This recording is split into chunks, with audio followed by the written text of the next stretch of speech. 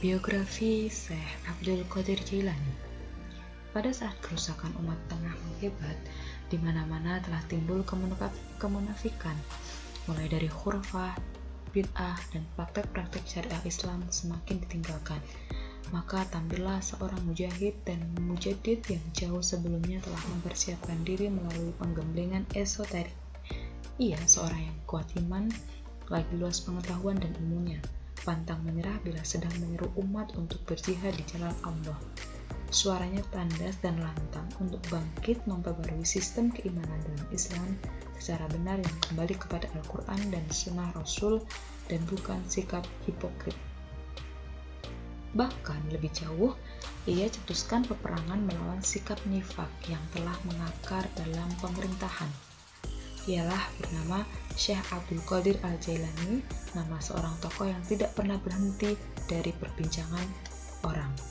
Nama lengkapnya Syekh Abdul Qadir Al-Jailani adalah Abu Muhammad Abdul Qadir bin Abu Sholih Musa Jan Kidaus bin Musa As-Sani bin Abdullah bin Musa Al-Jun bin Abdullah Al-Mahdi bin Hasan Al-Musanna bin Hasan bin Ali radhiyallahu an bin Abu Thalib dan ibunya Syarifah Fatimah binti Sayyid Abdillah Sumai Al-Jahid bin Abi Jamaluddin Muhammad bin Sayyid Thohir bin Sayyid Abi Al-Alta Abdullah bin Sayyid Kamaluddin Isa bin Alauddin Muhammad Al-Jawad bin Sayyid Ali Ridho bin Sayyid Musa Al-Qadim bin Sayyid Ja'far Al-Shadiq bin Sayyid Muhammad Al-Bakir bin Sayyid Zainal Abidin bin Sayyid Husain bin Sayyid Ali bin Abi Thalib radhiyallahu anhu. Syekh Abdul Qadir Al-Jailani dilahirkan di Naif, Jailan pada 1 Ramadan 470 Hijriah. Ia dibentuk dalam lingkungan besar lagi mulia, sesuai dengan nasab dan keturunannya. Ibu dan kakeknya Al-Sumai sangat mencintainya. Ia dididik dan dididik dalam pendidikan kaum sufi yang hidup serba sederhana dan ikhlas. Sejak kecil ia sudah ditinggal ayahnya. Kealimannya sudah nampak di masa bayinya. Ia tidak mau menyusu di siang bulan Ramadan. Kekuatan batinnya yang melekat sejak kecil berlanjut sampai nampak dalam tingkah lakunya sehari-hari dalam hidup yang suci. Kesibukannya dalam upaya rohaniyah membuatnya asik dan hampir lupa akan kewajiban untuk berumah tangga. Sampai dengan tahun sekitar 521 Hijriah, yakni pada usianya yang ke-51 tahun, ia tidak pernah berpikir tentang perkawinannya.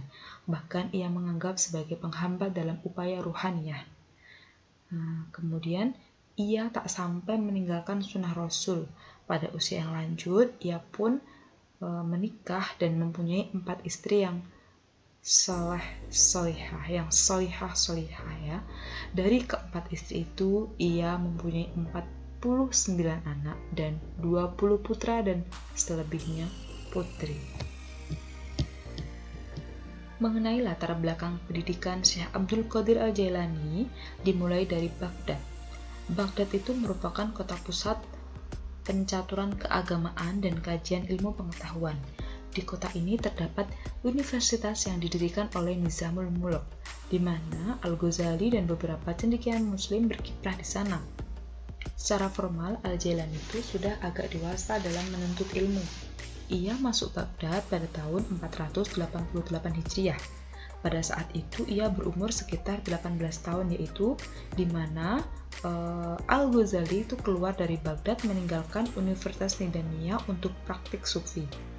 Al-Jailani mendapat ilmu yang cukup banyak berkat ketulusan dan keseriusannya.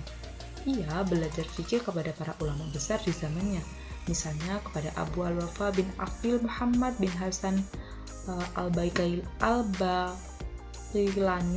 Abu Al-Khattab Al-Hawazani, Abu Husain Muhammad bin Al-Qadi Abu Ya'la. Dari beberapa gurunya itu ia belajar sastra kepada Abu Zakaria Al-Tibrisi dan belajar thariqat kepada Abu Karim Muhammad bin Muslim Al-Dibas hingga ia mendapat ijazah dan kedudukan yang tinggi dari Al-Qadhi Abu Sa'id Al-Muharram. Menjelang keberangkatan Al-Jailani menuntut ilmu ke negeri Baghdad, ibunya membekali Al-Jailani 80 keping uang emas yang dijahit dalam saku bajunya. Uang itu adalah harta warisan dari almarhum ayahnya. Dikala hendak berangkat, ibunya berpesan agar Al-Jailani tidak berdusta dalam keadaan bagaimanapun. Ia menaati nasihat ibunya. Kemudian ia berangkat. Begitu sampai di Hamadan, ia mendapat ujian dan cobaan. Segerombolan perampok menghampirinya. Al-Jailani tidak nampak berharta kala itu, sebab penampilannya itu yang sangat sederhana dan miskin. Tetapi salah seorang perampok itu menanyakan uang kepadanya. Al-Jailani pun mengaku membawa uang dari ibunya sebesar 80 keping. Lalu sang perampok itu keheranan melihat kejujurannya. Al-Jailani mengisahkan akan pesan ibunya, bahwa ia tidak boleh berdusta dalam keadaan bagaimanapun, dan ditambahkannya, jika ia berdusta, upaya untuk menuntut ilmu tidak ada artinya. Maka mendengar kejujurannya itu, segerombolan perampok itu kemudian tersungkur jatuh di kaki Al-Jailani, dan diceritakan bahwa pemimpin perampok itulah muridnya yang pertama kalinya. Selama belajar di Baghdad, ia selalu prihatin dan menahan derita dengan tabah. Berkat kejujuran dan kesalehannya, ia cepat menerima dan menguasai ilmu dari para gurunya. Ia terbukti sebagai ahli hukum pada masanya. Al-Jailani banyak menekuni literatur, misalnya ilmu tafsir, ilmu hadis, ilmu khilaf atau ilmu yang berhubungan dengan perselisihan para ulama, ilmu usul yang terdiri kalam dan fikih, kemudian ilmu nahwu, ilmu tajwid, ilmu syaraf, ilmu arud, ilmu balaghah, ilmu mantik, dan ilmu tasawuf. Di samping ahli hukum fikih, ia juga seorang sastrawan. Ini bisa dibuktikan melalui karya-karya beliau, misalnya Futuhul Ghaib, Fathur Rabbani, dan Qasidiyah Al-Ghausiyah yang terhimpun dalam wacana-wacana. Di masa belajar, ia gemar bermujahadah, sering berpuasa dan tidak mau meminta makanan kepada seorang, meski berhari-hari tanpa makan. 25 tahun ia uzlah dari masyarakat yang ramai hanya memakai jubah dari bulu domba yang usang dan sehelai kain putih yang melekat di kepala. Ia mengarungi panas dan dinginnya musim di tanah Irak tanpa beralas kaki atau tanpa menggunakan sandal maupun sepatu, dan makan dan minum yang tak menentu. Suatu ketika datanglah seorang yang menaruh belas kasihan kepadanya serta memberikan uang. Ia pun menerima pemberian itu sedirham untuk membeli roti, tetapi tiba-tiba jatuhlah secarik kertas di hadapannya sehingga ia tinggalkan roti itu. Kertas itu kira-kira bunyinya seperti ini: keinginan untuk memakan itu dijadikan untuk hamba-hambaku yang doif imannya, agar mereka dapat menambahkan kekuatan berbakti dan taat kepadaku. Adapun bagi orang yang kuat imannya, tentu tidak mempunyai keinginan yang sedemikian. Maka kemudian tidak jadi dimakan. Dan setelah Al-Jailani menamatkan pendidikannya di Baghdad itu, kemudian ia mulai melancarkan dakwahnya. Abu Sa'id Al-Makarimi menyerahkan pembangunan madrasah kepadanya.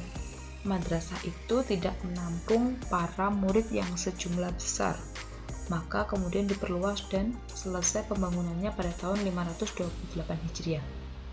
Madrasah ini dinisbatkan dengan nama Al-Qadiriyah. Dengan kebesaran nama Al-Jailani ini, Syekh Munawwir Qudamah, pengarang kitab Al-Mughni, mengatakan, "Saya tidak pernah melihat orang yang besar perjuangannya melebihi dia." Dia yang dimaksud adalah Syekh Abdul Qadir Jailani. Kesempatan mengajar di madrasah bagi Al-Jailani pada hari Jumat pagi dan sore, sementara Ahad pagi digunakan di surau. Ajaran Al-Jailani membawa pengaruh besar terhadap masyarakat luas. Banyak kalangan Kristen dan Yahudi yang masuk Islam karena dakwah dan ajarannya.